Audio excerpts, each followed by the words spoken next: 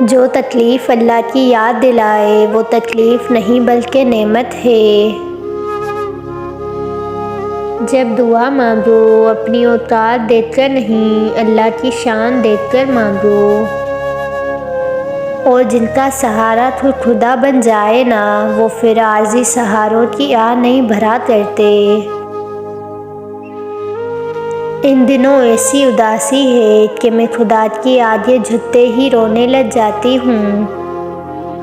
زندگی کے ہر موڑ پر جسے میں نے ہمیشہ اپنے ساتھ پایا وہ میرا اللہ ہے۔ جب انسان کو دنیا کی طلب تھکا دیتی ہے تو وہ اسے اپنی تلاش کا پتہ دے دیتا ہے۔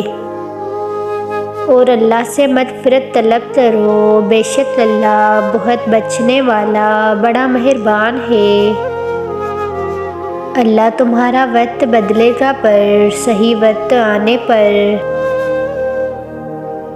سجدہ بھی اس وقت قبول ہوتا ہے جب سر کے ساتھ ساتھ دل بھی جھکے۔ اور پھر جب خدا تمہیں دینے کی ٹھان لینا تو یقین مانو کوئی چاہ کر بھی تم سے وہ سب چھین نہیں سکتا۔ اچھا وقت اس کا ہوتا ہے جو کسی کا برا نہیں سوچتا۔ نشانے سجدہ سجا کر بہت غرور نہ کر، وہ نیتوں سے نتیجے نکال لیتا ہے۔ اور یقیناً آگے آنے والے حالات تمہارے لیے پہلے حالات سے بہتر ہیں۔